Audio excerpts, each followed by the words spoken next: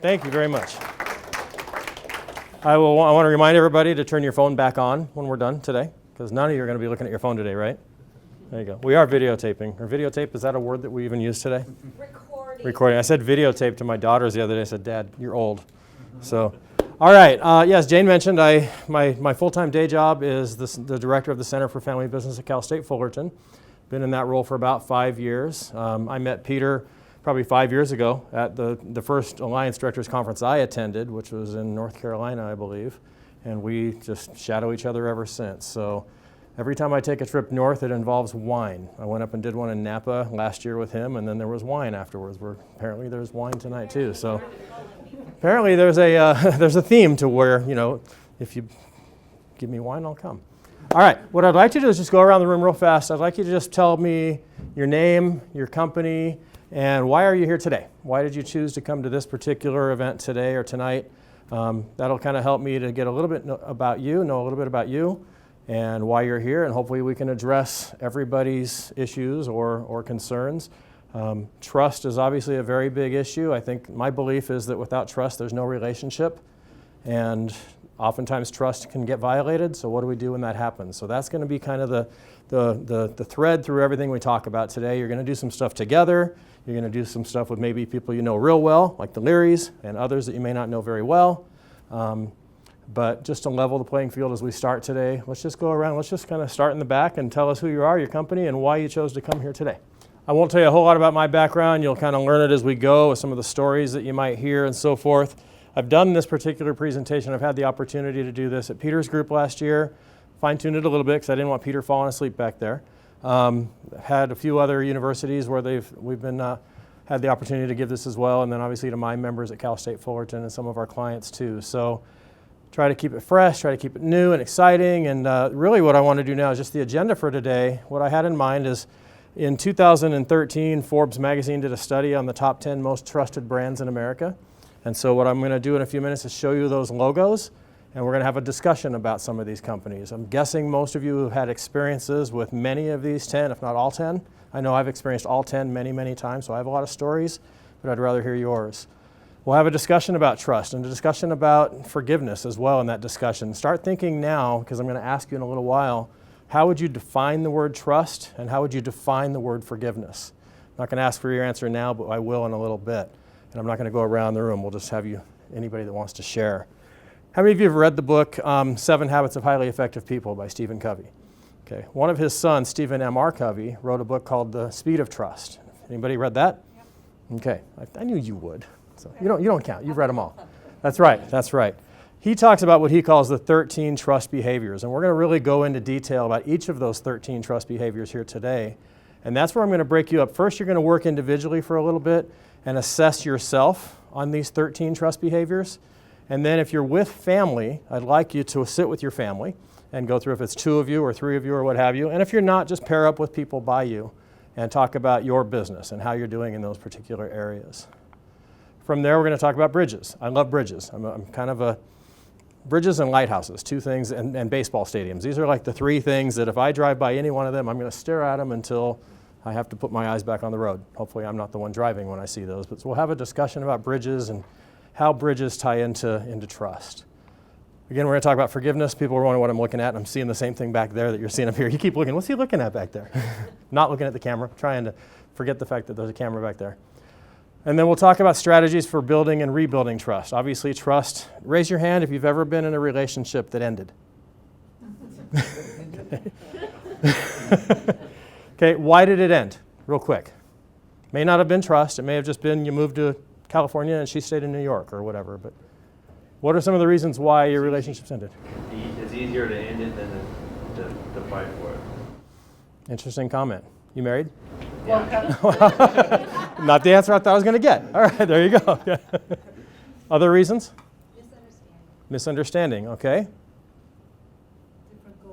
Different goals. So there's a lot of reasons why relationships end.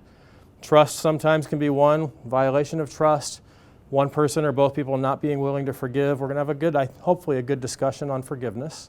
What do we do when trust and forgiveness are just off the table? When do we decide that it's time to just move on? Because that happens as well. We go back to some of those relationships that have ended that we've just not kept. None of us are still dating all the people we ever dated because that's not legal in the United States, okay? And it's frowned upon if you're married too. So, and then the therefore what? I'll end every presentation I ever give with therefore what? Hopefully you'll get at least one nugget or one idea from the next hour and a half or so that we spend together that you can take back into your personal life and your professional life and apply. Sound good? You guys on board with this? All right. So as I mentioned, the most trusted brands in America. One of them I took off of there because the logo was so bad, and I decided to throw one of my new friends up there, Tabasco. Tony Simmons, the CEO of McIlhenny Company that makes Tabasco and has for 148 years, spoke to my group about 3 weeks ago. And they've been around, like I said, 148 years. It's the same recipe as it was 148 years ago. Pretty well trusted brand. And they finished in the top 15, so I bumped them up to 10 just to give him a plug. All right, so based on the logos you see here, are there any experiences that any of you have had with any of these 10 companies? And tell us what the experience was. Good one or a bad one? Yes. I used to work for Disney, And? and they're not good with their employees. Okay. But you still go there as a fan, or? Nope. No? Nice. You're the one. All right. The one. There you go. Okay. And that's good. If you have a story, good or bad. Sorry for my back to you guys here for a second. So I'll have my back to them in a minute too. So. You know, I think Amazon is interesting and it's sort of timely because they announced they're doing same-day shipping in Fresno today. That was the big news in Fresno today. Nice. So if you're Amazon Prime, you get same-day in Fresno. You know, they've been testing it in markets across the Yeah. country. They seem to overpromise, but they manage to deliver. And I don't really know how they do it, but you do when you hit the send button and they say it's going to be there in 2 days. It's there in 2 days. They pull it off. Yeah. So you do build up this reliance. Right. And I've had experiences with them where my wife loves to run and bike and swim and so forth. And for Christmas a couple years ago, she wanted some new bicycling gloves. And so like most men, I waited till the 23rd. At least I didn't wait till the 24th. Waited till the 23rd, and I ordered these gloves. And on the 24th, a tennis racket showed up. So I'm like, well, is she going to get a tennis racket? No, guess what, honey? We're going to start playing tennis instead. I decided you wanted to play tennis. So I called Amazon. After searching a little bit, found their number, called. Within about 2 hours, I had the gloves. No way. And they said, just send the racket back to us after the holidays. So that worked out really well. So that's a good experience with Amazon. Others up here. Peter, your hand went up. I was going to say on Amazon, I had to return something for the first time. And it was a compressor, so it's not a really heavy thing. And I thought, okay, this is not something I would typically buy because it's going to be a pain to have to send it back. Fantastic. It was easy. I had a credit within a day or so of me putting it in the mail. They sent me out a new one immediately. Great experience. They always have that 2-day shipping guarantee for Prime. And I got a notice on Monday saying that it was going to be delayed on Tuesday. And that was the 2 days. And I thought, great. I'm going to get to find out what happens when they don't deliver. That thing showed up on time. And so I still don't know, but great company, great service. I have a philosophy that if it's not on Amazon, it either doesn't exist or it's not worth having. It's not worth having, exactly. There was a story on NPR not too long ago about how they get you your stuff so fast. It's just they have these huge warehouses and they have they're like several football fields wide and the little taper comes out and somebody runs and they find that thing. Yeah. And they put it on the conveyor belt and they run and they find something else. People are just running all day long. They partner with a lot of third parties too, at least in some certain areas where they don't have it in their warehouse. So yeah, it's anybody else have a? So thanks to Ruiz Foods, we had James Sinegal out, who's the co-founder of Costco, to speak to our students this last fall. And I guess you guys have a nice relationship with Costco, right? Yes, I've done business for years with Costco, but Jim Senegal is a very interesting person. He's the heart of Costco, and he just recently retired. Heart being values and certain ways of doing business. Could be I believe they have the people in place to transition to new leadership, but he was really key. That's a great story there, absolutely. Is that you buying something or you just? All right. No. I was an auctioneer at some point in my life and just bought the book. We took a trip to the Philippines and went to some very remote islands where they didn't have electricity or, plumbing, but they served us Coca-Cola. Yeah. There's a Yeah. great story about how they did that too. They went and they explored how to distribute Coke in places just like that. And they came up, the design team came up with these little boxes which are solar. And they deliver them on the backs of burros and these things are like, they're collapsible types of things that you can pop up. And they did a lot of really first-rate research on how to get to the next markets that Coke didn't traditionally get to because of roads, infrastructure, electricity, minor things like that. Yeah, my wife and I were in the Amazon. We went to Ecuador 4 years ago and spent about 4 days in the Amazon. No electricity, no cell phones. It was paradise, to be honest with you. But yeah, we could find Coca-Cola. We just walked by this little schoolhouse and we see all the kids in there drinking Coca-Cola. It's like, and they said it literally got there on the boat. The only way we could get in and out of there is there was a drought the year before and people couldn't go to this little village because they couldn't get there by the river. There's ways to get there, you know, that are going to take you 3 days. But we took this boat, took us about 5-6 hours to get up there. And on the boat behind us, there was these big crates full of various items, including Coca-Cola. So you can find it everywhere. And when you have a Coca-Cola anywhere in the world, it tastes the same. You know it's the same product, right? So, all right, a couple more stories. Other logos up here, yes? Nobody's really mentioned Google, but Okay. I mean, when I was a kid, nobody said just Google it. Right? I mean, Now it's a verb. now it's a verb, right? I mean, go to the encyclopedia or, you know, right now it's just tell my wife go Google it out. Why do you think that is? I'll pick on you for a second, and anybody could answer that. Yeah, unfortunately, I don't know everything. I'm working on that. You don't know everything? Yeah, you're getting there. But, you know, Google as compared to Yahoo, I mean, just the simplicity of Google is much more trusting. It doesn't feel like they're trying to sell you anything at their website, right? They're obviously on the back end, Sure. but on the front end, it doesn't feel like Feels like they're there for you. They're information for you, basically. correct. Yeah, absolutely. Yes, sir. I like walking into Costco knowing everything's pretty much marked up 10%. And then and quality's there. You can return it no matter what. You know what you're going to get Yep. every time. And the thing with the quality, you're absolutely right, because we were one of the suppliers of the companies I work for, and they are serious. Well, you would know as well. They're serious about their quality. If you do not meet student standards, you're out. All right, other than our former employee here of Disney, does anybody have a Disney story they want to tell? I think the way Disney. Uh-oh. I think, I mean, they talk a lot about the Disney culture, and you don't call, you know, they're called, you know, customers are called guests. Right. They have that whole culture thing, but I think how, so the question is, why are they the most trusted brands? I think it's how they make you feel at the time that you're interacting with them, right? So if it's your birthday and you have the birthday button on, you know, they're in the parade walking by and calling you by name and saying Right. happy birthday. Like, you just feel special, even as an adult, having a birthday button on, you know, you get all caught up in it. Yeah. And so one is how they make you feel when you interact with the product, and then the other is how they deal when you're unhappy. You know, how do they handle it when you're unhappy? So like the returns and those types of things, or if you have a bad experience or something, which is rare at Disney, but if you do have a bad experience, or my daughter lost her cell phone at Disneyland, which of course is, you know, therefore it ensues a crisis. Yeah. And retraced our steps, couldn't find it. At the end of the day, went to Lost and Found, and then the woman said, you know, leave your information, blah, blah, blah. And she had a list of the questions that she asked, you know, what's the picture on the home screen, what's the color of the cover, blah, blah, blah.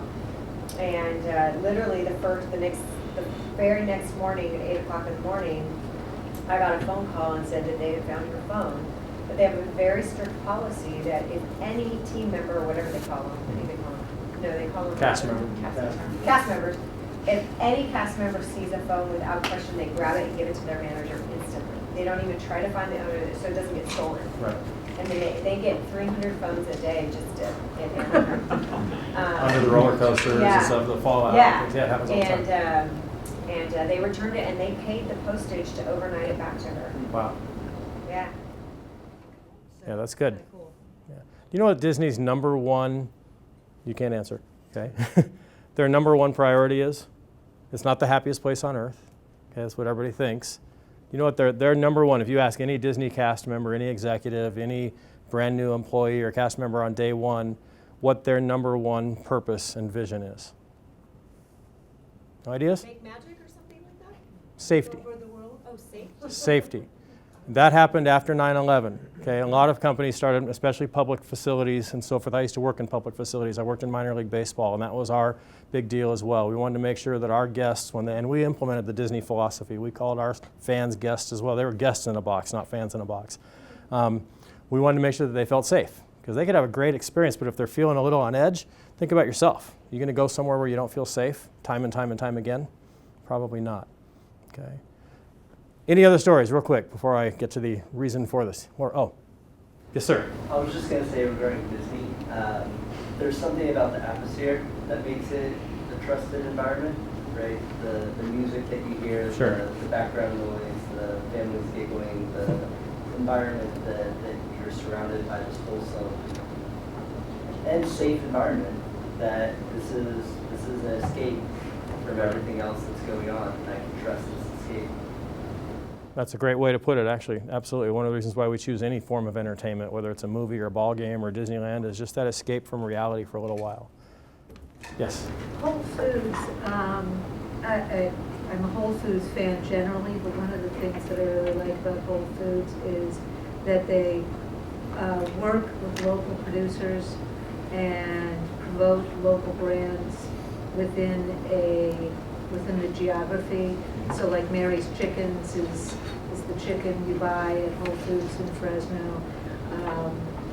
The Dairy Goddess has milk in Whole Foods in Fresno, and so there's a lot of ways in which the company, though it's not a local it's not a local firm, supports the local producers, so that if there's a match in terms of their production outlook with Whole Foods' general vision and mission, that there's a really good outlet where they'll get shelf space and an opportunity to grow.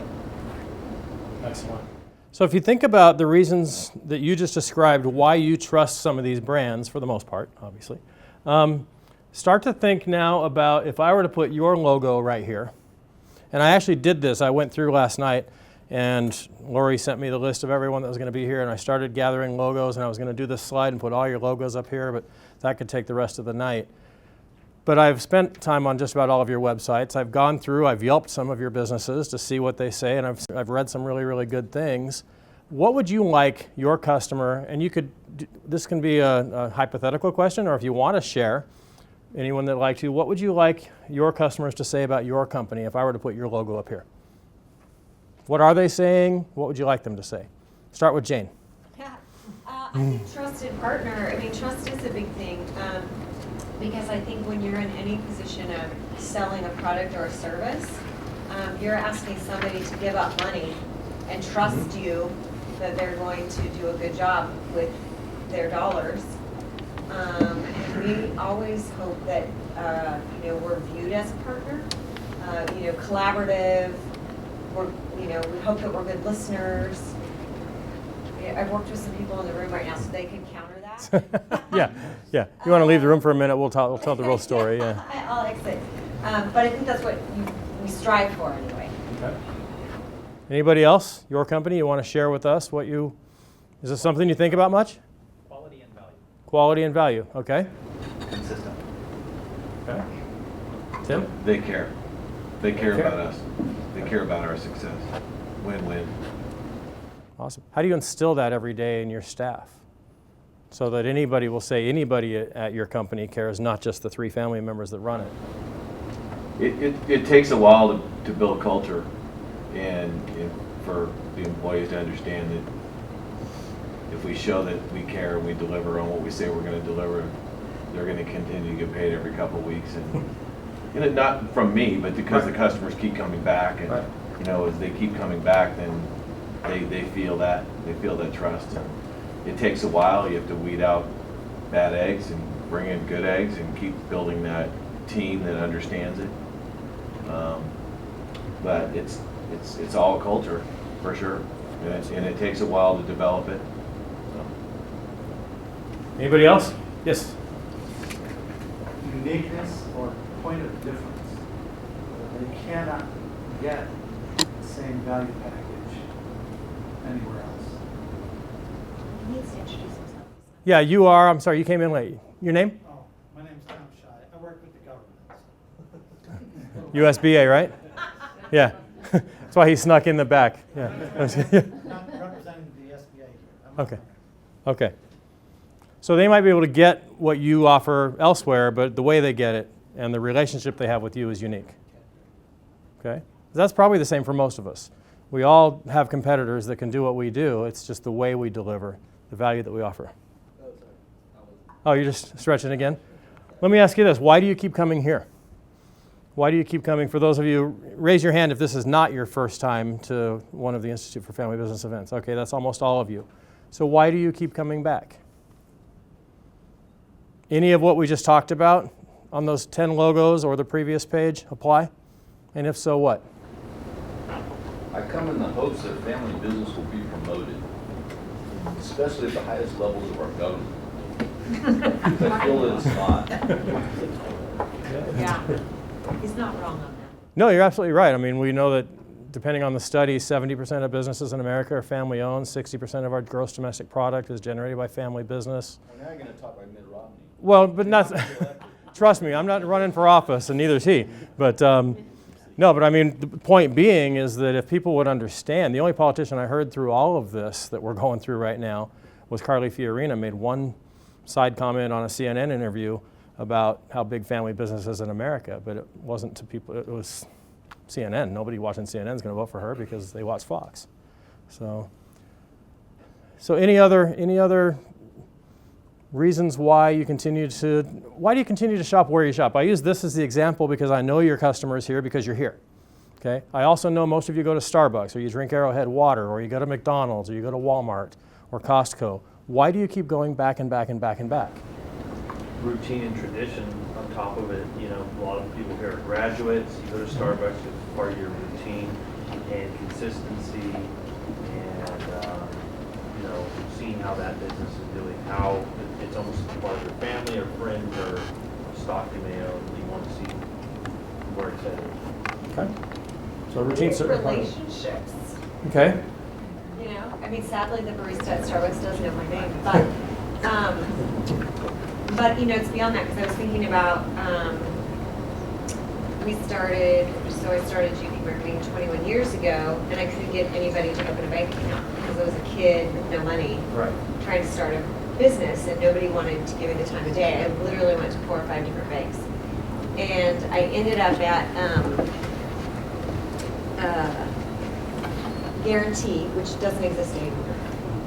And there was a kid there named Dave Breger who was just getting into the business. And he's a little accounts rep, you know, sitting at the desk. And so he let me start my company on a credit card because he just needed to hit his quota, right? Sure. He didn't give a rat's about me. Yeah.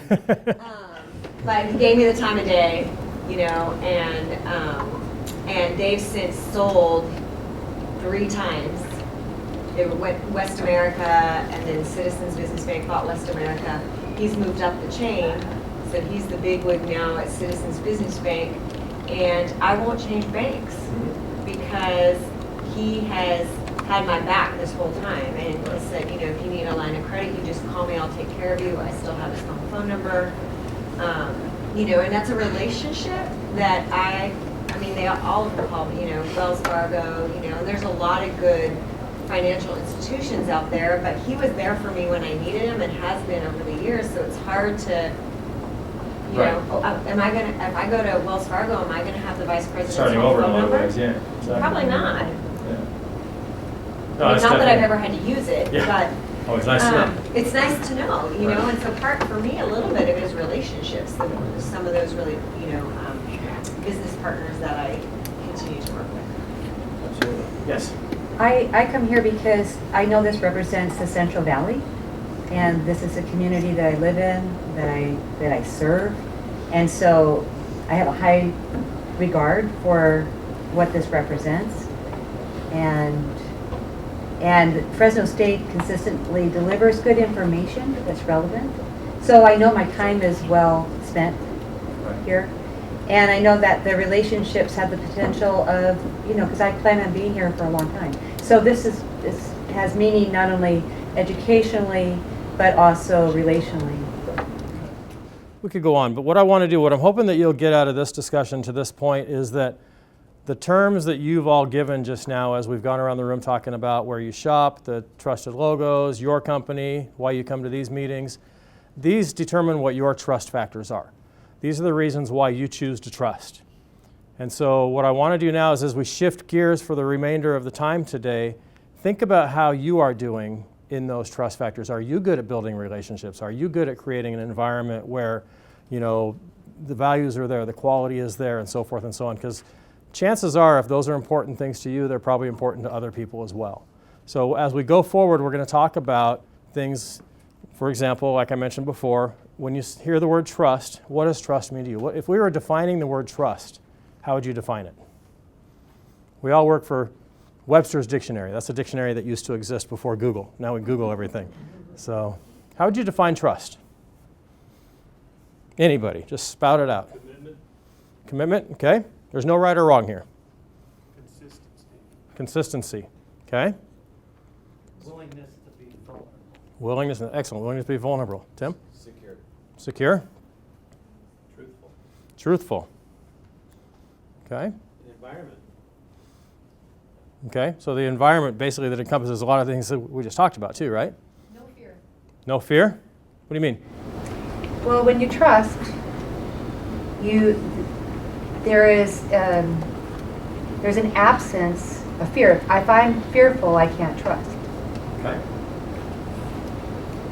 Willing to place yourself second. Okay, so you're more concerned about the other person over yourself. Okay, that's big. How would you define forgiveness?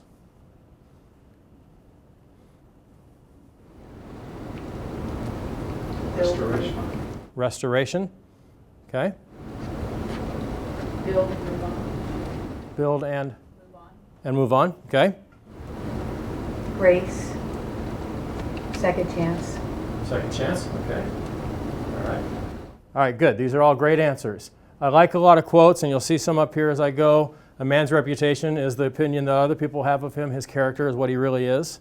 Okay. Oftentimes we worry so much about what other people think that we forget to actually really truly be a man or woman of character.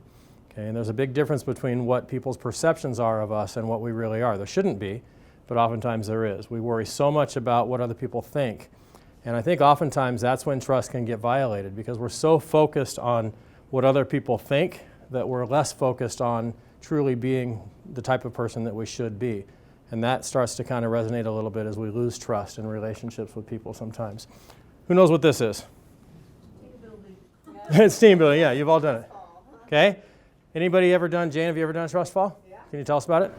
Yeah, I don't like it. Have to give over control. It's control. Yeah. Want to do one right now? No? That was a quick no. Good, okay, we'll move on then. Yeah, who wants to catch me? I mean, I know it works. The Oaken family is a part of our membership here, and they have a place called Wonder Valley Ranch, and they do all this type of communication and leadership training and trust building, and it's just hard. It's just hard to, you have to completely let go. If you bend your knees or lead with your butt or whatever, you screw the whole thing up. You have to give yourself over completely for it to work. I did one of these. I went to a corporate team building years and years ago, 10, 15 years ago, and I'm not the smallest person in most rooms, including this one right now. I wasn't the smallest person in this particular group either. And we're walking out to a field that doesn't look unlike this one here. And so as we're walking out there, we start to figure out what we're going to be doing. Right away, I'm looking for the two guys that are like the defensive linemen in my group, thinking, okay, Eric and I think Bill, you're going to be like right here. That way you catch the bulk of me when I do this. Well, we get up there, they start naming off names, and I'm starting to listen for Eric and Bill, and I'm hearing my name and I'm not hearing them. And as I'm hearing the names of the people that are going to be in my group, it's my wife, who is, some of you will meet her tonight. She's 5'5", 125 pounds, so she's strong, but she's not big. this woman who was 8 months pregnant, another woman who was 75 years old and about this tall and about, just probably maybe 90 pounds, a couple of young kids, and I'm starting to kind of freak out a little bit here, thinking, okay, when I get up here and they're going to catch me, who's going to catch me? Right away, I'm in my head thinking, is my life insurance paid up? And, what do I have going on at work the next couple of weeks? Because I might have to take some time off and be in the hospital. Fortunately, one of the big guys' names was right off, so I thought, okay, well, we'll put Eric. He can probably catch me by himself. But when I get up here on the post and I turn around, I see where everybody is. Eric's like this guy here. What's he going to catch my boot? That's not going to help me much if he grabs me by the ankle. So for me, the experience was, for those who aren't familiar with it, it's just like this. You basically, I'll stand my back to you for a second. You're standing just like this gentleman here with your back to the group. And there were a ground rule at the very beginning was when Ed is up on the post or whoever's up there, you all can talk to him, coach him, encourage him, say whatever you want to say to try to get him to completely trust and fall backwards into your arms. I'm up there freaking out because I'm judging my size. I'm judging the strength of everybody else. And so for me, the process was just an amazing process of this is how I do life. I'm always judging myself because of my weaknesses, and I'm always looking at the weaknesses in other people as well. And that's all I did when I was up there. And then after about a minute of everybody coaching, the next rule was, okay, no one can talk, including the person up on the post. And so now I'm up there thinking through, that's what I'm going through, my life insurance and my, do I have, all these things in order? If I fall, okay, if I break my back, there's doctors. I started thinking about all the medical professionals out there that are brighter than I am that can help me. And then finally, I just, the facilitator just said one word. He just said, just let go. Or not more than one word, but just one phrase, just let go. And so I just closed my eyes and I just fell back. And before I could even hit, I was probably about where he is, I just started to cry. Because for me, it was the first time in my life that I could recall where I really let go and realized that nothing bad's going to happen and I have to trust these people around me. And the lesson that I learned, and it's probably different for everyone when they do this, is that's exactly how I was showing up in my life. I wasn't trusting myself. I just thought I was too big, they couldn't catch me, whatever the case may be.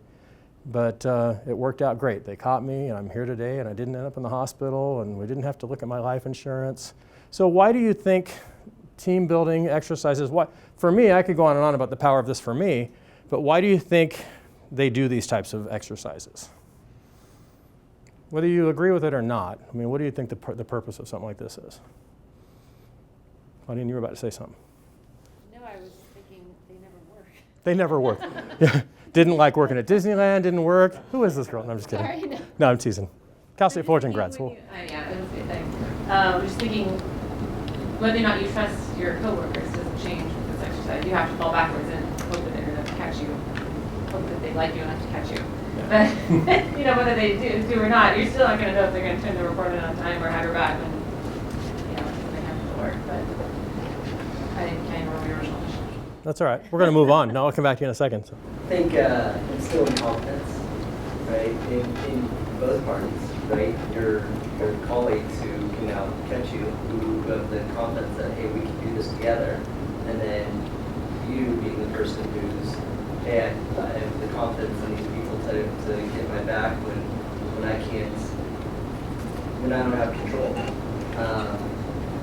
I really find that there's just not much that you can do without confidence.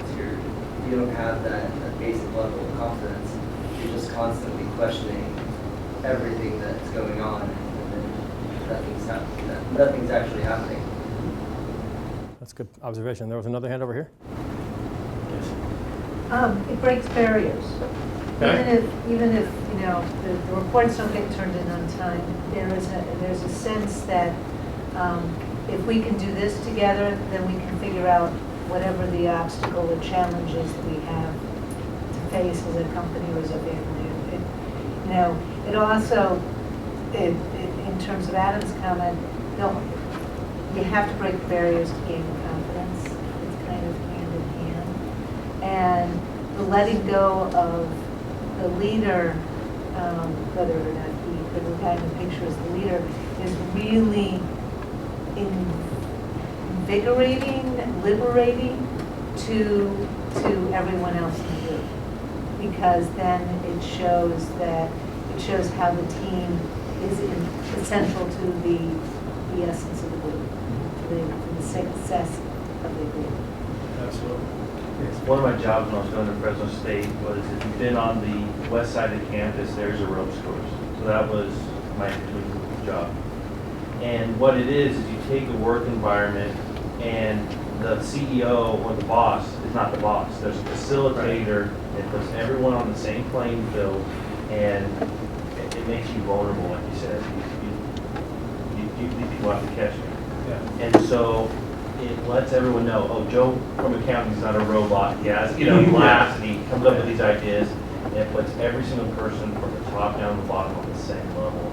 And it gives people the freedom to make suggestions, to build that confidence, like you said. Vulnerability and even playing field. No leaders, everyone working at the same level. The other thing that it does for me, and this for me, the big aha, and thank you for all the comments, the big aha for me is to trust someone means you have to let go of control. Because the minute you trust someone else, you're putting them in control. We're control freaks by nature, human beings. We tend to want to control things. Not everything, some are more controlling than others, but we all want to be in control of certain situations. When you get in the car, I'll drive, okay? I drive because I want to take control. Or I'll make the decision where we're all going to go to dinner or a movie because I like that control. So for me, this is an example of someone else is completely in control of my fate and my health and my safety. Trusting someone is letting go of control and letting someone else be in control. I think that's why it's so hard, and that's why it's violated so many times, time after time, and so easily, is because we give up some trust, we give up control to someone else, and then they do something to illustrate that they're not trustworthy any longer. And so boom, okay, I can't trust him, I gave him control, and he showed me that he's not worthy of that trust. All right, if our little Wi-Fi connection is still working, bad example of a trust fall. Close your eyes and just fall down, okay? Don't worry. Okay, then Lauren's going to catch you. Close your eyes. Okay. Okay, it's called the trust fall. Okay, trust fall. Ready, set, go. Whoops, sorry about that next video.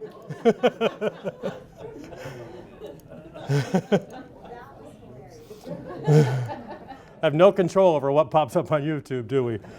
I showed that to an insurance broker client of mine, and the commercial that came up before was a Geico, which is one of their competitors. It's like, sorry about that. So yes, you need to make sure that you clarify the expectations, that you clarify the situation. I just thought that was kind of funny. All right, so think about, and this is more kind of rhetorical, who do you trust to handle your financial information? Who do you trust to babysit your young kids, or in my case, my grandkids?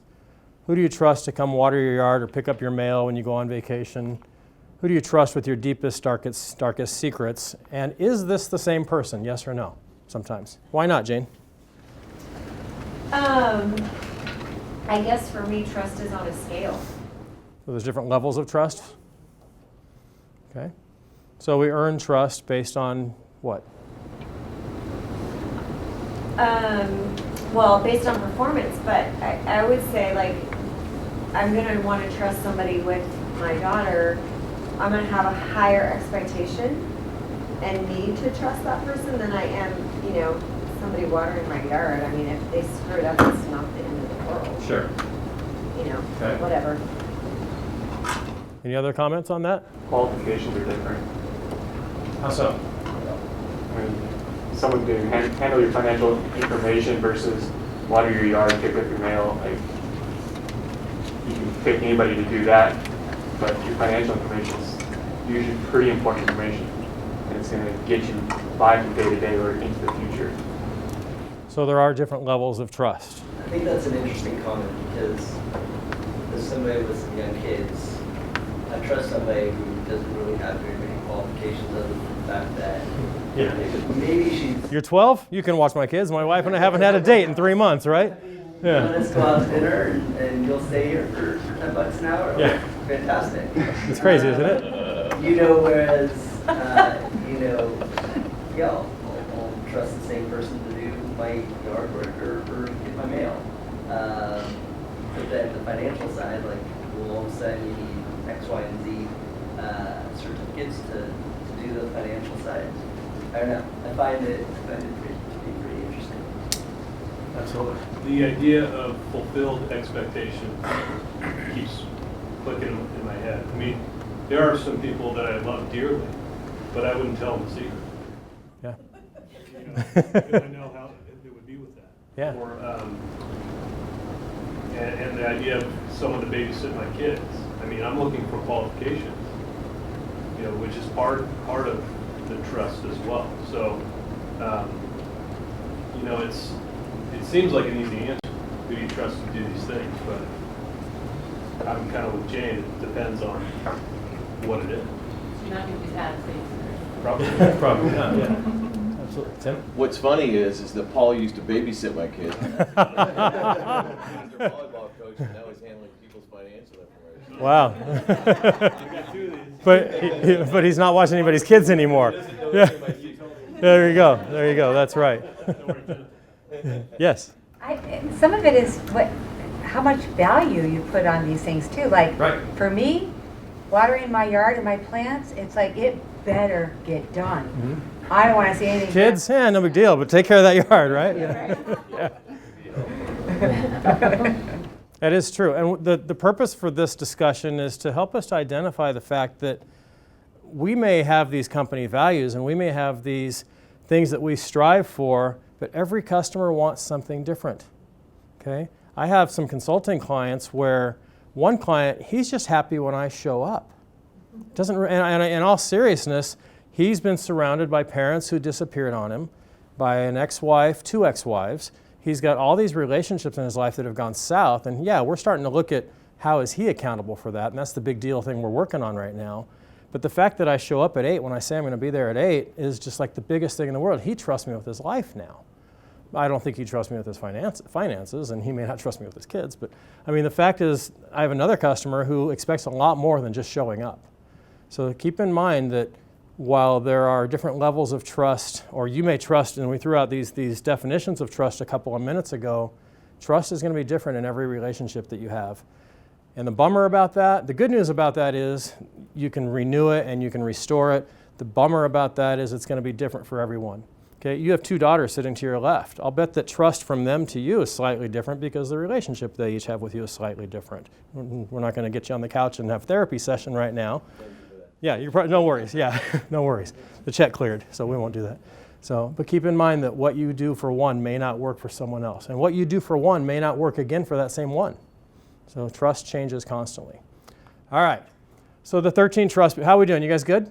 Yeah. Is it as hot in here on you guys as it is on me, or is it just because I have a light on me and I'm up here trying to talk? All right. Well, if nothing else, I'll lose a few pounds while I'm up here, right? So, all right, as I talked about, there's these 13 trust behaviors in your packet. We'll get to this in a little bit. It should be at the back of the slides that you have. I hesitate sometimes to give the slides out beforehand because people might read ahead, but if you read ahead, you read ahead. So we're going to talk about each of these 13. I'm going to basically give you what it is and then a quote, and we'll talk about each of them a little bit. Some we'll talk about a little bit more. So Stephen M. R. Covey talks about the 13 trust behaviors. The first one is talking straight. And the quote just says, "The people I have trouble with are people who tend to not give full information. They purposefully leave out certain parts of the story." So how is a leader, and we're going to talk to leaders here now because you all are, how is talking straight such a big way of gaining trust? Talk about, if you will, times in your life where you've been around someone who didn't talk straight, left bits of information out. How has that been in your relationship with them? They have alternative motives. They have something else. They're trying to gain more than having to compromise. They're trying to get more out of you than to win. Used car salesman. There's your reputation of salespeople sometimes, as you talked about in your intro. Okay? Salespeople are there to sell to you, so they're going to leave things out sometimes.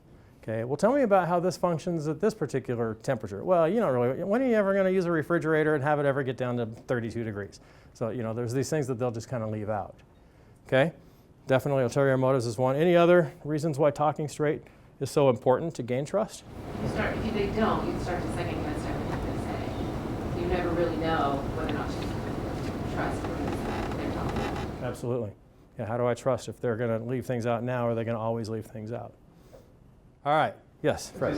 For executives, an executive team, if people aren't really honest with each other, how do you build trust in that environment? Because they're all making decisions to get to a common goal, but if information is withheld, it makes it more difficult to get to that common goal. Yeah. hard sometimes decisions, you're leaving out some very important data for us that we might need as we make a decision. I think for those of us that have employees, sorry. That's all right. I might be a little bit, maybe this one's my biggest deal, but I call it deception by omission. Like, you didn't intentionally lie, But you left something out. the net result was, it felt like a lie, Yeah. because you left information out. And I think kids, teenagers do this, they're really savvy, they leave out really kind of key information. But employees do it too, and it's really hard because they're trying to protect themselves, and it's hard to try to convince them that if, please tell me the whole story because I can help you to fix it. They think they're just gonna get fired if they tell you the whole story.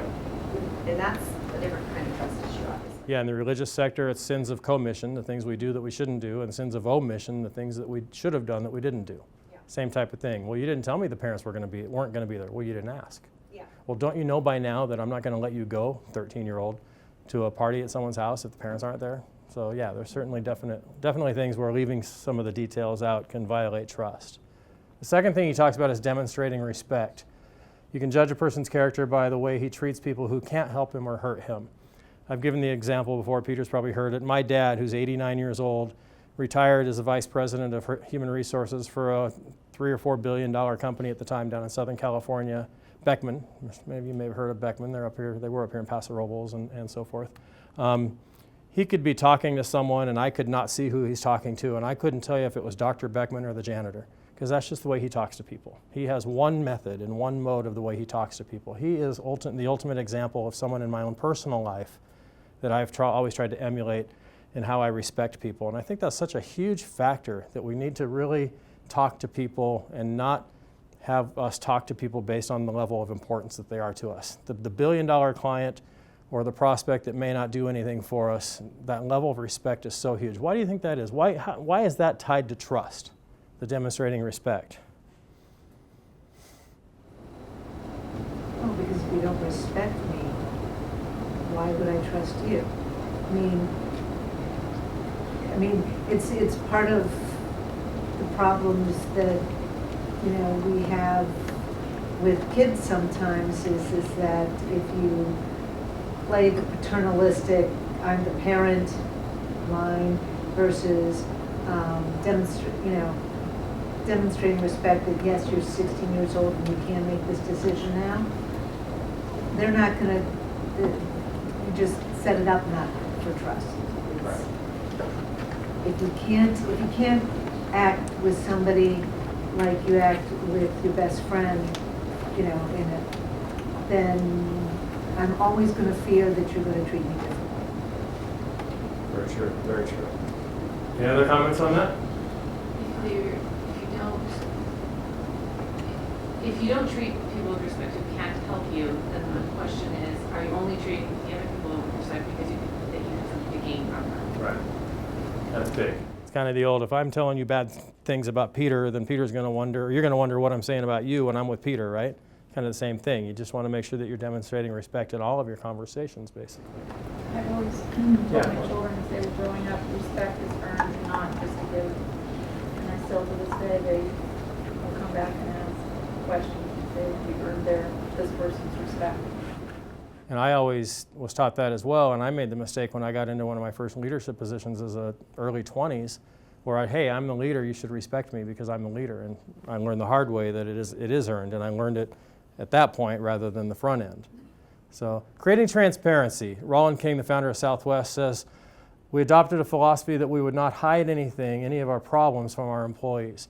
How do you feel, leaders and owners of businesses, about transparency? And why do you think that's so important? I think there's a line. I think you don't go around sharing everything. Hey, if we don't sell 10 more widgets tomorrow, everyone's losing their jobs. The widget salesmen need to know that. The people manufacturing the widgets already know they haven't manufactured enough of them. But what do you think about transparency when it comes to trust? How transparent can you be as the dean of the school here? Uh-oh, some chuckles. Ask the person behind There you go. Is the better way. It's the better person to ask. We try to be transparent. I think there are some things we aren't allowed to share. Sure. Fair statement. Yeah, that's a fair statement. And I think the idea is just to make sure that you're transparent in the things where you can be transparent, and the things that need to be known. There are certain things that your employees and your customers need to know, but that lack of transparency, I think if you look at the flip side, that's where we can start to jeopardize. Boy, I'm not involved in anything. No one includes me in any of the decisions. We'll come back to these because you're going to talk about all of these here in a little bit. To right wrongs, to know what is right and not do it is a worst cowardice. How do we lose trust when we don't right our wrongs? We don't correct things. We don't fix our mistakes. Just an answer to your question, but a comment is that being in business as well as being a consumer, I've noticed that mistakes happen. Stuff happens. But how they correct it, how they fix it, really is what's important. It's not so much did something bad happen, it's what did they do after that. Right. And that, I've learned not to fly off the handle because of mistakes. But I might fly off the handle depending on how they deal with it. That's the old Amazon experience I gave. They sent me the wrong thing, but they fixed it. I got it back, the new product right away, so my trust level actually went up. Yeah, exactly. I feel better about it because they fixed it. Absolutely. Yeah, I believe companies this is your best opportunity to prove who you are when something goes wrong. And I think we've made enough mistakes to where we've got to prove to people that we're going to answer the phone. We're going to call you and own it. You know, like nobody's perfect. You have to say, you have to live that way. You have to live the fact that we are not perfect, but you're judged on how you follow through and fix those situations, for sure. That's how business grows, I think. Keep that in mind in your relationships too, your personal relationships, that things are going to come up. You're going to make mistakes, and the key is what do you do after the mistake? Okay, don't try to prevent mistakes, fix mistakes. Absolutely great points. Thank you. I think owning it, like you said, was one of the key words. In a recent experience with an insurance company, they would apologize for an error or an oversight or a time delay, and I would hear it over and over and over again. About the third time I said, great, I'm glad you appreciate the fact that it was an inconvenience for me, but what are you going to do about it for next time? Actually own it. Don't just say you own it, but stand behind what you're saying. Yeah, and make that commitment. Okay, we understand this happened, and here's what we're going to do to fix it, and now going forward, this is what we're going to strive to do every time. So always, don't try to be perfect. Try to do things right, but know that when you do things wrong, you're going to fix it. The next is to show loyalty. I give credit to Reagan on this. It could have been somebody else. I've seen it Mark Twain. I've seen others. There's no limit to what can be achieved if no one cares who gets the credit. How does that work as a leader? How hard is it, how common, I guess, is it that a leader will take all the credit when things go well and pass all the blame when things don't go well? What type of environment does that create in a company? Claudine, you're nodding your head. Not a very good one. Yeah, absolutely. You're going to create a culture of fear. You're going to create a culture of distrust, which is kind of why we're here. So yeah, absolutely. The opportunity for us to improve the trust of our employees is when we show loyalty to them, yes. And the real problem with that one, and also the transparency, all from 3, 4, and 5, is that it depends not who the owner is, but who your supervisor is. Because if you work in a company that's big enough to have multi-layers of management and different people responsible for different groups of people, it's not just what the company does, it's what your supervisor does. So your company can have transparency as a value and a goal and something that the ownership works on, but if you have somebody who directly supervises you who's not transparent or who always takes the credit unless there's something that goes wrong, then it throws everything out of kilter in terms of what the organization as a whole is trying to do and move forward with. So it's interesting because the more people you get involved in these things, the more the dynamics between individuals play into it. That's true, and that's harder as you lose some control, right? That's the hardest thing about having a business where you have multi-levels, because it's usually not, the top dog knows that he or she is the top dog. I don't have to prove it, right? The second, third, fourth tier management that tends to want to, show the boss how great they are by taking all the credit for the people below them. And being the leader, you want to be able to trust all of your managers that knowing how much to check in with people to see how well that person is actually managing, to make sure everyone is still bought in to the goals of the company. And the hard thing on everybody in particular is that trust is, for some people, we just automatically and innately trust. Other people, I will trust you as you earn it. And I think it kind of goes both ways. There are certain people that I'll trust no matter what, but other people where it's going to take some time before I'm really going to trust them. Peter? Well, the scary thing on this is the people who have the ability to build trust in your company with your clients or to shatter that trust are usually your least paid, least experienced, newest folks on the bottom level. And that's what's so tough is how do you instill that? And it goes to your point is that it's not just about, people don't have trust with an organization per se, they have trust with people. And if one, you're only as good as your weakest link. So if you have one person that blows that trust, that can shatter the trust for the whole company. And that's the scary part. But getting the right people on the bus is important, making sure that you get people that you can trust because they got to take care of everybody else. I was just going to say, you can also turn it around, like kind of what Peter's saying, you could have a person that could do some damage, but if that person feels safe enough to not do deception by omission and actually give you all the information, usually, often it's a little bit of the opposite of this, is if no one cares who gets the credit, but also who takes the blame. Yeah. So I'll call a client and I'll own it, even though I wasn't working on it and didn't have anything to do with it. And then I earn the trust of the employee. Like, I've got your back. So when you share something with me, you're not getting fired, and I'm going to go handle this, and 9 times out of 10, that means I have to pay for something, because we did something wrong, and printed something wrong or something. And so, it definitely is multifaceted, because you could spin it positive too. Absolutely. Yeah, there's a huge limit to what can be achieved if everybody's getting blamed, in other words. So you got to be really careful who's getting, how you blame and basically taking that ownership. Okay, I want to make sure that we get through these because I want us to talk about each of them in a little bit more detail in a couple of seconds. Delivering results. True leaders are less concerned with saying what they will deliver and more concerned with delivering what they have said they would. That goes back to the conversation of integrity.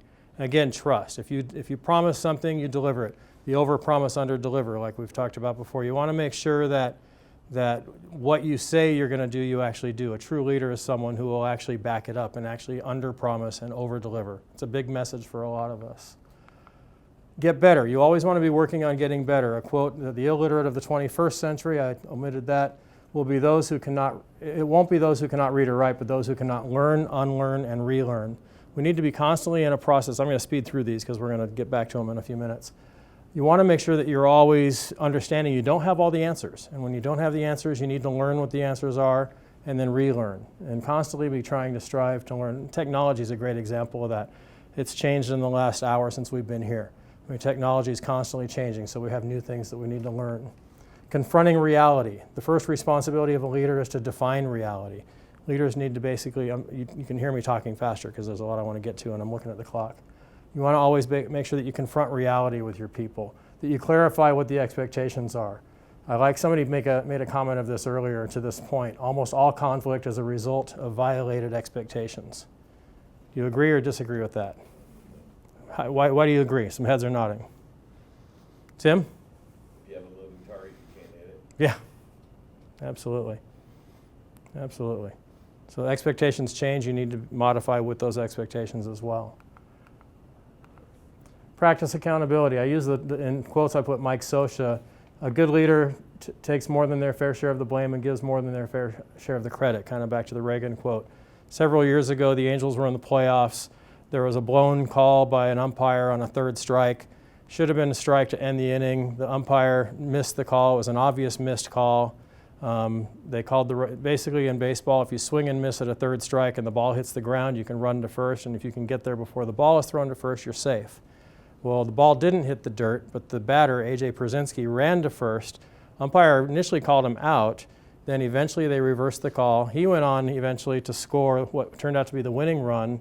White Sox went to the World Series and eventually won. I'm a Dodger fan, by the way. I know that's horrible up here because I'm in Giants territory, but I don't like the Angels. But what's that? You're okay. I'm okay? Thank you, appreciate that. Appreciate being validated here. Yeah, you keep winning championships, so we're not really anything to you, right? There you go, nice. There you go. But after the game, it was obvious that the umpires had blown the call. They went in and they talked to Mike Scioscia by himself, the reporters, and asked about, gosh, this call was blown, you lost the game, White Sox went on to win, tell us what you're thinking. And his response was, look, if we're in a situation where one bad call ruins the game for us, then we didn't do what we were supposed to do. There were plays where I could have called a different, done something differently, or we could have run a little faster after a ball, or we could have hit and run instead of this, or all these other things we could have done. And so he took accountability.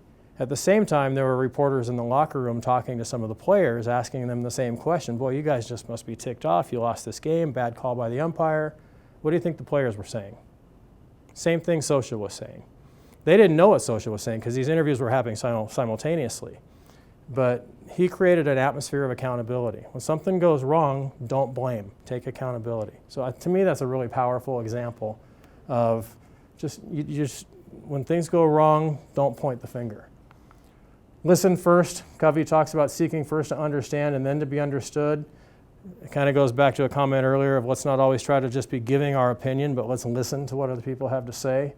Keep your commitments. That's an obvious. Stand up for what is right in small matters and large ones, and always do what you promise. You kind of start to see the theme here. Trust is all about keeping your promises, under-promising, over-delivering. And then finally, extend trust. Ralph Waldo Emerson said, trust men and they will be true to you. Treat them greatly and they will show themselves great. So if you want to be trusted, trust first. Any questions on all of this? For the sake of time, we're not going to do it in here, but what I'd like you to do for homework, and I'm not going to check it because we're not coming back tomorrow, I'd like you to evaluate how you do, and you have the worksheet in front of you. Don't do it now, but if you could evaluate how you do individually in these 13 areas of trust, and then sit down with your business, sit down with your partners, sit down with your family, those with whom you work, and evaluate how are we doing in these areas. And I'll just give you an example. You want to first rate yourself in these trust behaviors, then rate your family business leadership. What are 3 areas that you'll work on individually to get better? What are 2 or 3 areas that your business will work on to get better? And then if you improve in these areas, what will be the result? What will your relationships and your trust environment look like if you can improve in these particular areas? And for example, here's for the first one, talk straight. Kind of put an X. Are you closer to talking straight? Or are you closer to lying, spinning, telling half-truths, double talking, flattering, and so forth? Nobody's going to admit to that. But how do you do as a company? How do you do as an individual? So when you go through this, just put the X kind of in the box that you're closest to. Make sense? All right, so that's your assignment. We won't do it now. Any of those 13 that you want to talk about, though, any that you think are the most important or the most difficult, if you look at the spreadsheet that you have in front of you, any that you feel like you need to go back in your business and talk about right now and really have a discussion?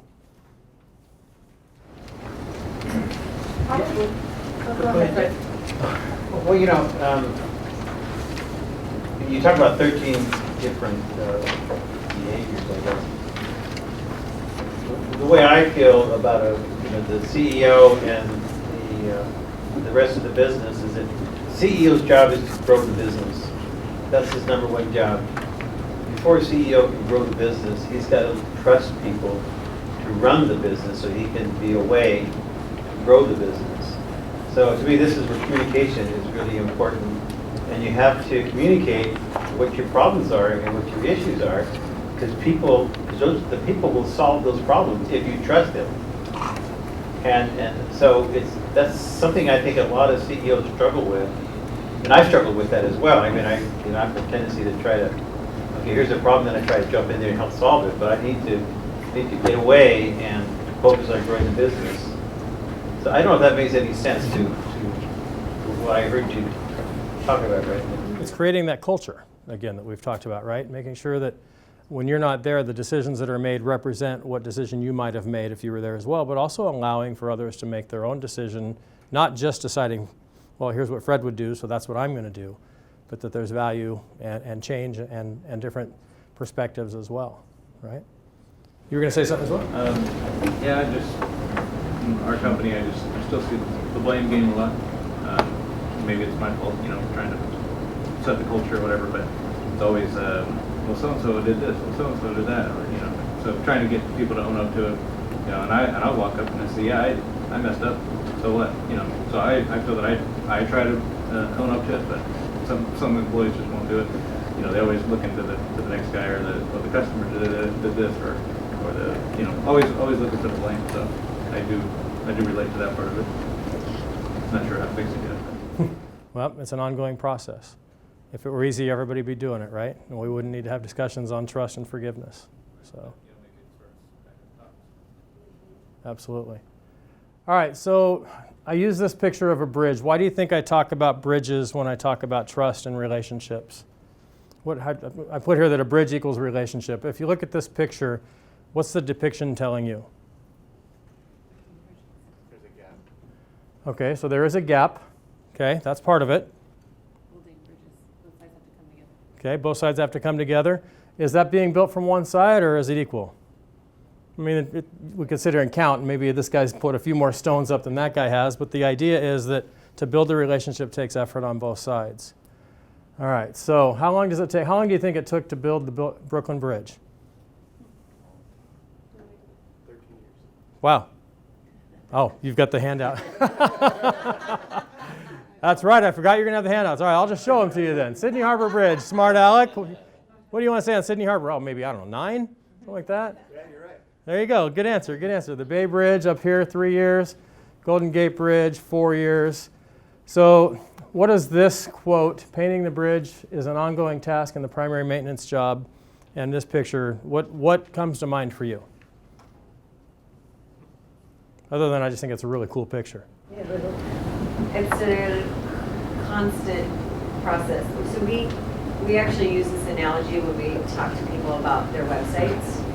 You know, we say, you know, building your website is like painting the Golden Gate Bridge. You start at one end, and by the time you get to the end, you probably have to go back and... Exactly. They'll start over here, finish it up, and go right back. Why? Why specifically this? Because there's elements and, you know,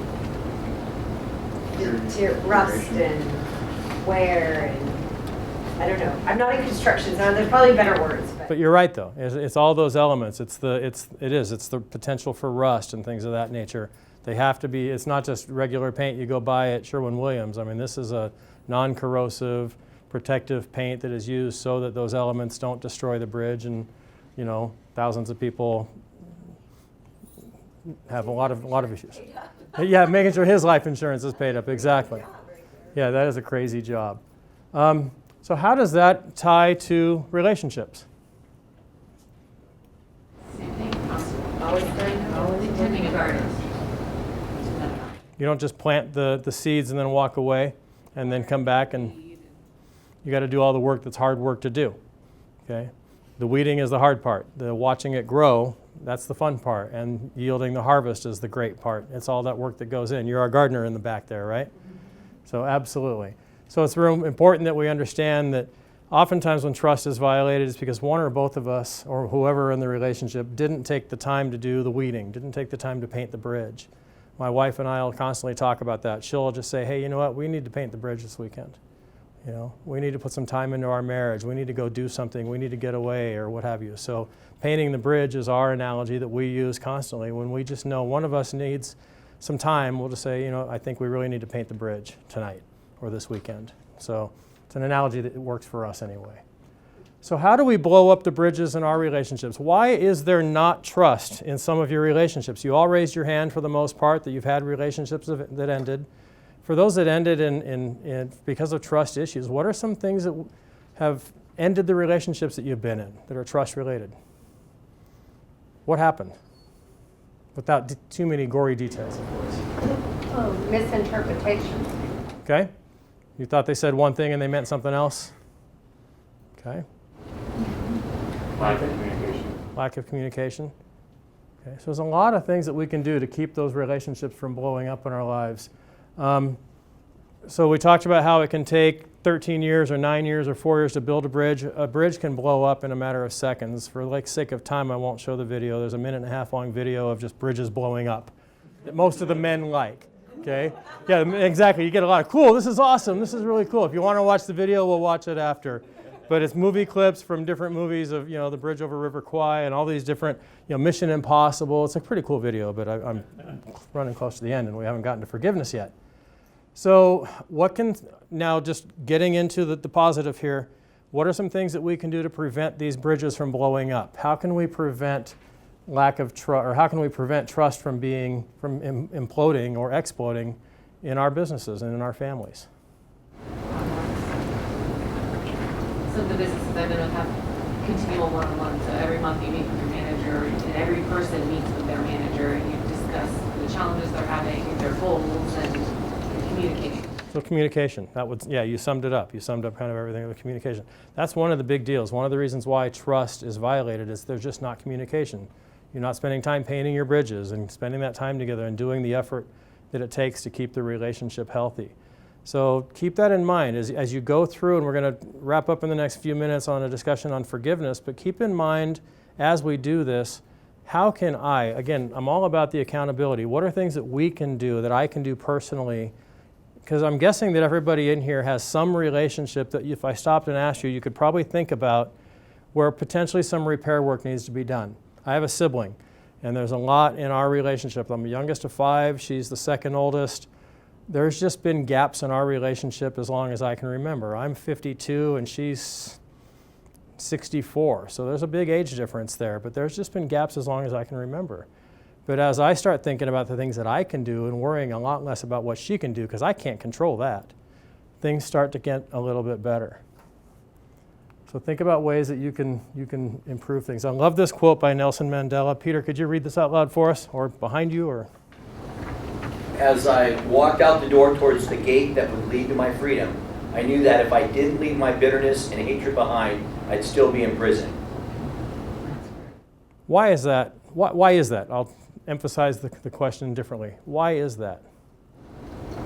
Because if you don't forgive, you're the one that's losing. You can't live it. It eats you up. If you don't forgive, you lose. Absolutely. I want to show you. I watched this video the other day. It's an old, 1990s Oprah Winfrey episode. That is aha. That's an aha moment. I always love those moments on the Oprah Show when somebody said something that made us look at life in a completely new way. Well, the little hairs on my head rose when you said that, so I know that was a bing, bing, aha moment. There are little bing, bing, bingers going on right now. Yeah. Bing, bing, bing, bing. Anybody binging? After 25 years and more than 30,000 guests, that's talking to a lot of people, it was one man's definition of forgiveness that changed my life. Gerald, you mentioned that the secret to really finding true happiness is forgiveness. What do you mean by that? It really means letting go of the past. It really means letting go of our perception that we need to hold a grievance the rest of our lives, that if we really want to hold on to grievances, we'll never really be happy. It's really a willingness to see the person in the light of love rather than in the action that happened. So it's really changing the perception, and it really means letting go of the past that we thought we wanted. We can't really change that past, so it means really releasing the negative perception of it and coming back to the present. That was a transcendent moment for me, bigger even than an aha. He said, forgiveness is giving up the hope that the past could be any different. I think for myself, and I know many of you, you think forgiving means accepting what has happened to you. Well, it is accepting that it has happened to you. Not accepting that it was okay for it to happen. It is accepting that it has happened, and now what do I do about it? Forgiving is giving up the hope, not holding on, hoping, wishing that it could have been any other way than it actually was. Giving up the hope that the past could be any different. And when I got that, I think it took me to the next level of being a better person, because I don't hold grudges for anything or any situation, and neither should you. It's letting go so that the past does not hold you prisoner, does not hold you hostage.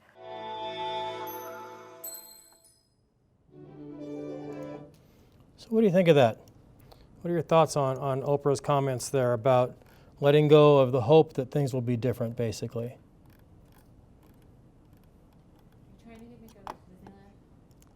Yeah, you're gonna go to Disneyland now. That's right. No. Things are not going to be different. It's letting go of the hope that they might be different.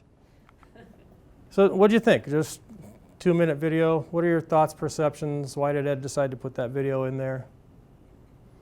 It's well said. Want to expand on that? No. No, because it's well said, right? Yeah.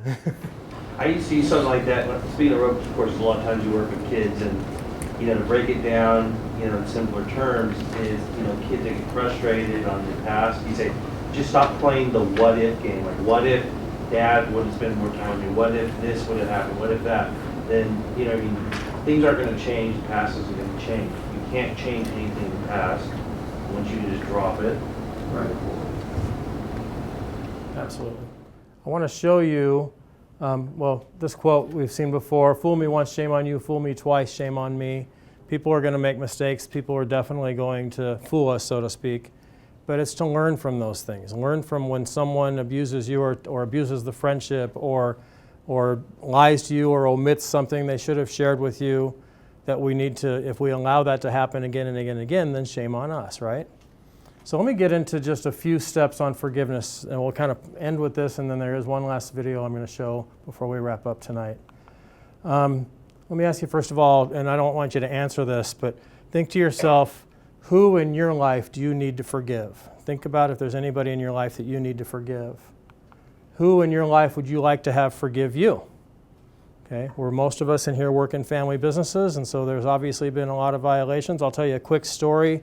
One of my clients down in Huntington Beach, I sat down with mom and dad who are in their mid-60s and the 4 adult kids, and they all sat like a chair or two away from each other, and I thought at first, well, that's interesting, and then I realized as we started talking after about an hour, that was by design. This family loved working together, but they didn't love each other. Okay, you see that a lot in family business.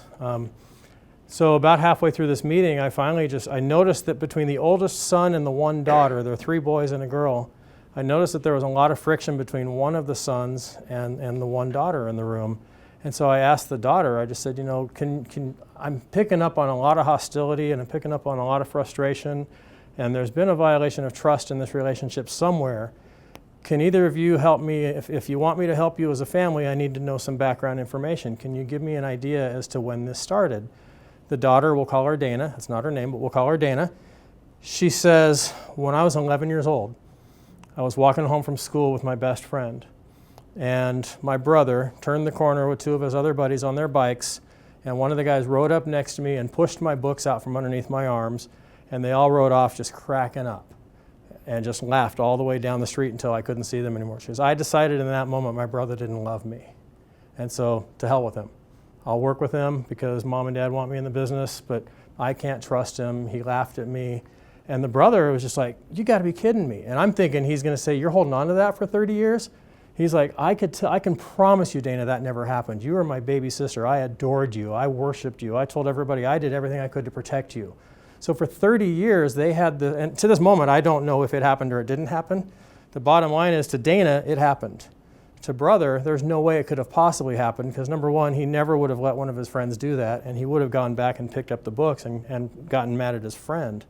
But sometimes there's issues in our lives where one person thought it was huge, another person doesn't even remember that it happened.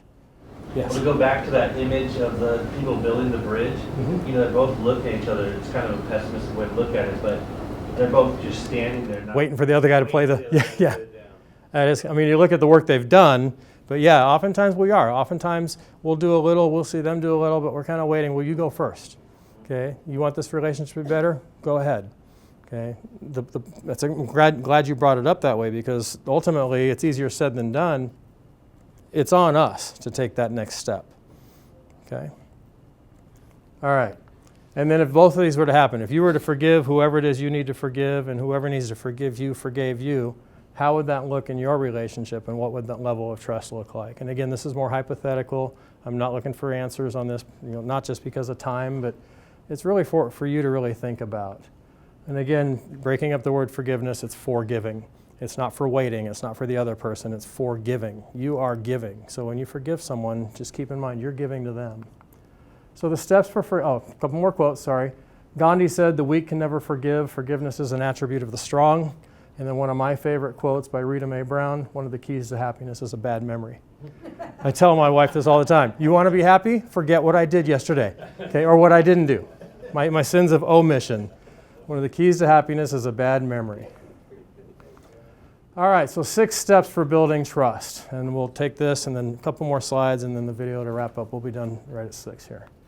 The first is just focus on trying to build positive relationships. Do everything you can to make sure that relationships that you have are positive, but also understand that it's just, you can't control someone else. You can't change what they do. You can't change their behaviors. You can't change their actions. You can just simply change your response to those actions.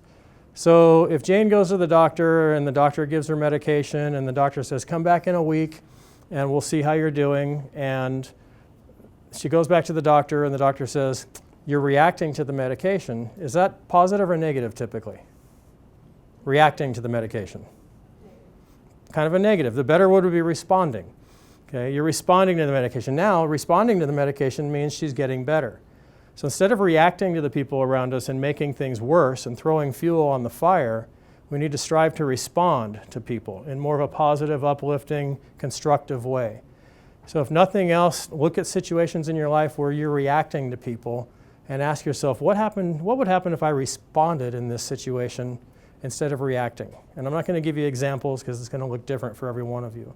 But strive for ways that you can respond in the relationships that maybe are suffering a little bit, and it will become more positive. Stop competing and start collaborating. Okay? That happens a lot in family business, siblings working together. Not that there's any siblings in this room working together, but it does happen where we tend to try to compete. We compete, and I use this example not because you're here, but you compete for Dad's attention. You compete for his affection, his love, his praise, and so forth. It does happen. If we could collaborate, imagine how much better of an environment it could be. Offer assistance. I teach a lot of students, and the one big message that I'll teach every college student, if they'll ever listen, is always seek to offer value first. The big message I'll give them upon graduation, I'll tell you this, graduating in a month, if you can go through your whole life trying to add value rather than get value, you're going to be so much more successful. Okay, your whole focus, all of our focuses needs to be on the value that we can provide, not the value that we can receive. Be balanced. Make sure that work isn't everything. Make sure that you have some balance in your life. You go to the gym, you go on vacations, you paint the bridge, you do the things that you need to do so that there's balance in these relationships. Track your commitments.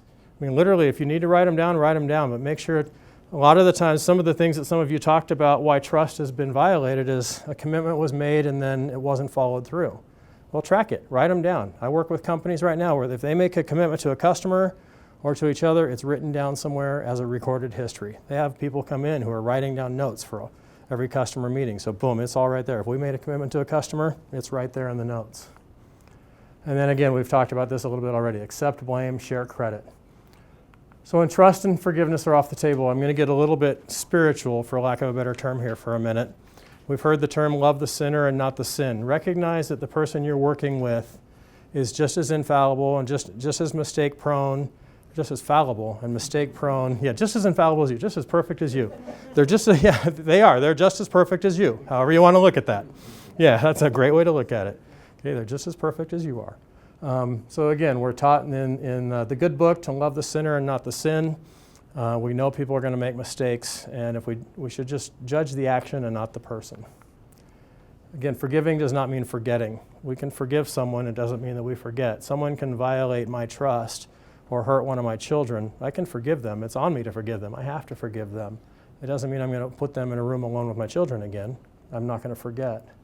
So identifying the situations you're in, am I forgiving this person or am I not forgetting? Sometimes we don't forgive or forget. Never play the role of victim. This is one of the biggest things. It's so hard to do in a situation where trust has been violated. It's so easy to be a victim. I have patience for a lot of people, and I'm impatient with some. And the some that I'm impatient with are the ones that just go through life as the victim. Poor me. If this wouldn't have happened to me, if that wouldn't have happened to me, if I wouldn't have been forced into that relationship, or I wouldn't have that, or I wouldn't have that. they're playing the role of victim. You always need to look at your own accountability. So if you're in a relationship right now with anyone at work or in home or wherever that situation may be, if there needs to be forgiveness, I can't encourage you enough to just look at your own accountability for this. You could have made a different decision. Okay? If the situation's bad, and sometimes we can undo decisions we made, sometimes we have to live with decisions we've made.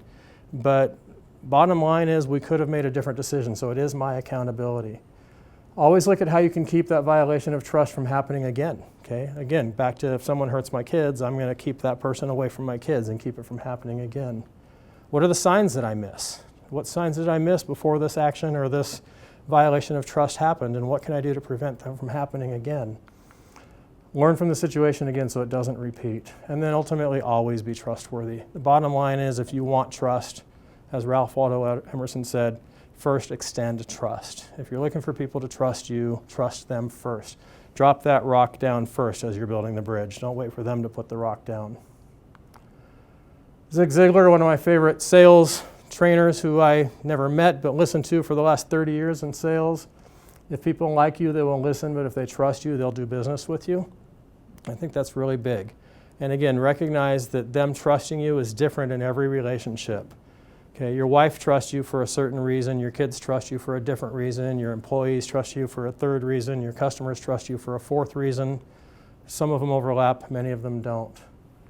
So the last two slides here from today, is there anything that you will, if you could take a second to jot the answers down for the following three, just so it's kind of, again, a homework for you. Is there something that you heard today or that we discussed that you want to stop doing as a result of today? Is there anything you want to start doing? And is there anything that you want to continue doing? You know, I'm doing okay in this particular area. I think I'm fine here. So take just like 1 minute to write down an answer to any one of those. And I'll talk for another couple of seconds and I'll show you a video and we'll be done.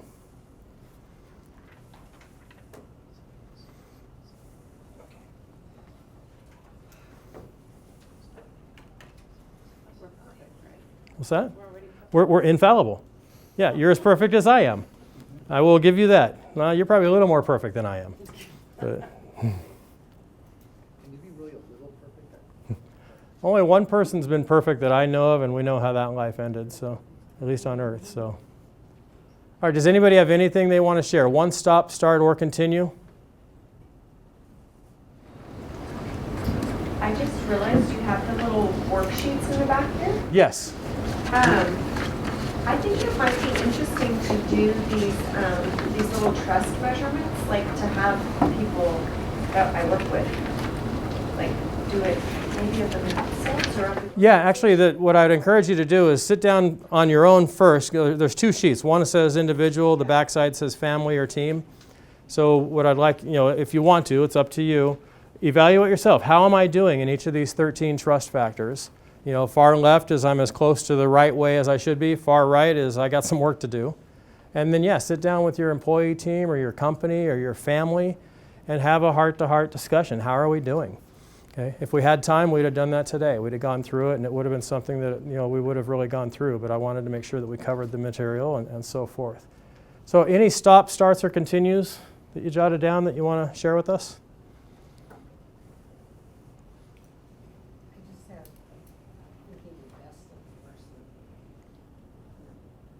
So trying to see the best in people, basically. That's a big one. That's a real big one. Just people are who they are because of situations that have happened in their lives. I'm 52 tomorrow, by the way. Tomorrow's my birthday. I'll be 52 tomorrow. And so I am a combination of everything that's happened to me in 52 years. And like it or not, and not that I'm not going to try to change, and not that I'm not going to try to be better, but chances are I've told my wife, chances are I'm not changing a whole lot from now until the end, whenever that end is, and no one knows. One knows, but I don't. So, the bottom line is kind of what you see is what you get. Doesn't mean that we should still not strive to improve. And on the flip side, we should be that patient with other people as well. So that's a good one. Tim? I know my business really took off when I started to really trust the people around me and to let go. And I think you used the word vulnerable. That you're not perfect, you can't do it all on your own. And when people around me started to realize that I actually needed their help, the business took off. And the case, my 2 daughters are paying a box, that's absolutely the way the business is going to grow. Letting them know that, you know, I trust them. Can I put your daughters on the spot for a second? Is there a noticeable time for each of you, and it's going to be different, where you saw that happening in Dad? I mean, my dad, well, I started working for Jan before Shannon did, and so he made me managing partner in the business, and so he started letting me make decisions, and if I came to him for advice, then he would give it to me, but he let me make my own mistakes and then help me with resolution, and so that's a big trust point. That's big trust.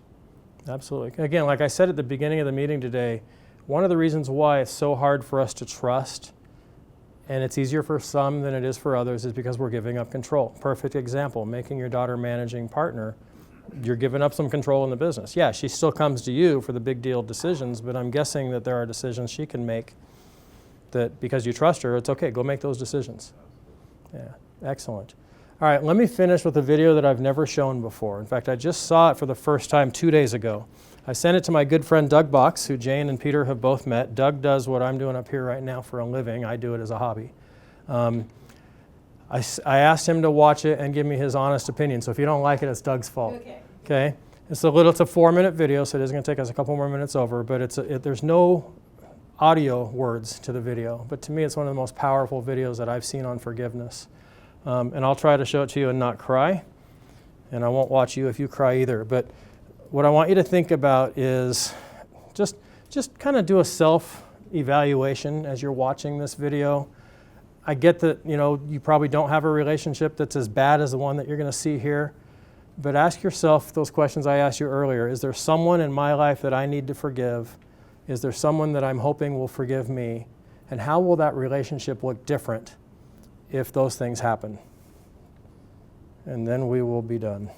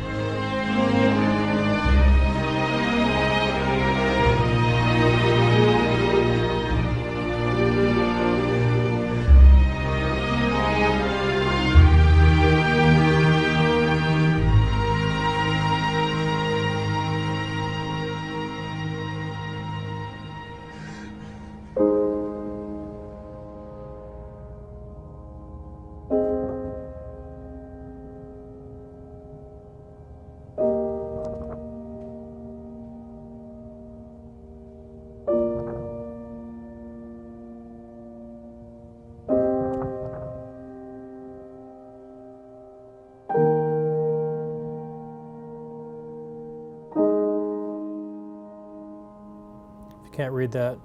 Mary was killed in the Virginia Tech shooting. That was her final journal entry. Turned me into a puddle of mush when I watched it the first time. So if any of you men are crying, I understand. I just hope that we'll all take a look at the relationships in our lives. We all have relationships that could be better because we have relationships. Not every relationship is perfect. And the cool thing about that is that means there's room for growth and improvement and forgiveness and greater trust in every single relationship we have. You may have a fantastic marriage, or you may have a horrible marriage, or you may have no relationship with your children or a great relationship with your children. Regardless, the good news in that is that there's room for improvement. The challenge is we can't change the other person very much, if at all. But the great news is that we can change ourselves. And I just hope that if you take one thing away from the time together today, that you'll look at yourself and look at what can you do. Ask yourself, what can I do to make this relationship better, to enhance the trust, even if it's already great, make it a little bit better. And who do I need to forgive? And what step can I take? And I'm going to issue a challenge, and you don't have to tell me if you're up for it, but I'm going to challenge you that in the next 1 week, so 1 week from now, 6 p.m., April 13th, you will have taken one step, and that step's up to you, and whatever that step looks like, to make some relationship in your life better. Make a good relationship great, make a bad relationship good. That your challenge is that in that 1 week from right now, by 6 p.m. a week from tonight, you will have taken that first step to make some relationship better. Raise your hand if you're up for the challenge. Okay. I appreciate that. I appreciate your time. I know I took you a little bit over. So thank you for your time today. Thank you for contributions. I think I heard from just about every one of you on several occasions today, so thanks again. It's been a joy for me to be here. So thank you.